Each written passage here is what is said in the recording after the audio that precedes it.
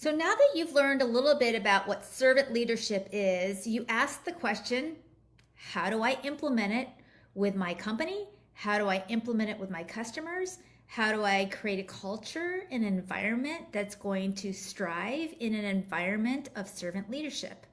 Well, let me just tell you that the best way to start implementing your servant leadership in your business or your organization is by taking an assessment of what is your current culture like today. And how you can do that is ask yourself, is your team, okay, or are you focused on the needs of others, or are you more focused on individual goals and set marks for them to make, right? Where is your focus? Are you focused on the team as a group, or individual goals that they have to meet within the organization? That's a good first way to understand if that's where your mindset wants to be from a servant leadership style. That is what you need to assess. And if it's the former, right? If you're focusing on others, then you're well on your way to servant leadership. If, however, you're not, okay, you're going to need to start making a few changes. And what does that mean? Well, first, you need to really define what success looks like for your organization, okay? Instead of focusing on individual goals, think of it as team goals instead. Now, this could take some time, right? Because your whole way of working with people on your team or whatever may be like all focused as individual people have responsibilities, and so individual people have to do certain things. When in general, it's like, what can they do as a team together to get further apart, okay? Now, when you do this, this will shift the focus from a competition environment to a collaboration, one of collaboration and trust. And that's really what you want to build when you're dealing with servant leadership. Also, you need to define the role of the leader, okay? Because when there's leaders, that could be you, right? You could be the leader. You need to assess yourself as, are you a good steward of your team, right? Are you creating an environment that everybody can succeed? Or is there still some competitiveness that you have between the people?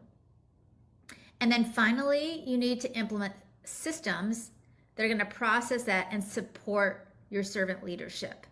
And this could include things like, regular check-ins with team members.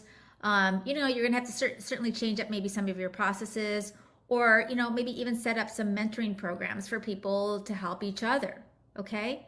So there's a few tips that's going to actually help you be more of a successful servant leader. Okay. The first thing is that you need to be more humble and need to put the needs of others before yourself. And a lot of times that's hard, right? Because you have set goals and expectations. You may have a financial goal, and you may be a driver. You may be one of those people who are like, let's go, go, go, go, go all the time. And if you change it up and have a little bit softer approach, and softer doesn't mean wimpier. It doesn't mean less than. It doesn't mean that you're less of a leader. It just means that you have more of a heart to serve others. And then the second thing I would tell you to do is listen very carefully and actively, and be responsive to the needs of your team.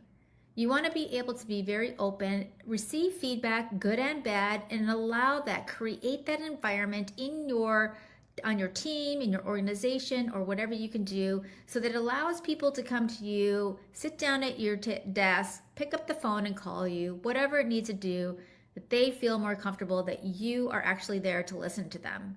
And be patient and understanding, because when you do the shift, it takes time, right? It takes time to kind of change this culture. So you need to be a little bit patient and realize that people have always been focused on individual goals, and now they're being focused on team goals.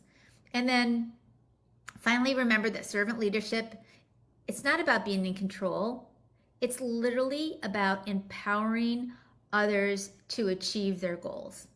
And when you understand this, when you understand how you can join everybody together for the benefit of others, for the benefit of something bigger that you want to create, you are going to have so many fired up people that are working with you that they're going to constantly want to do more for you because they feel like you're finally someone that they can trust and there's finally somebody that's listening to them. So I hope this provided a lot of value for you, and follow and share for more. Take care, everyone, and have an amazing day.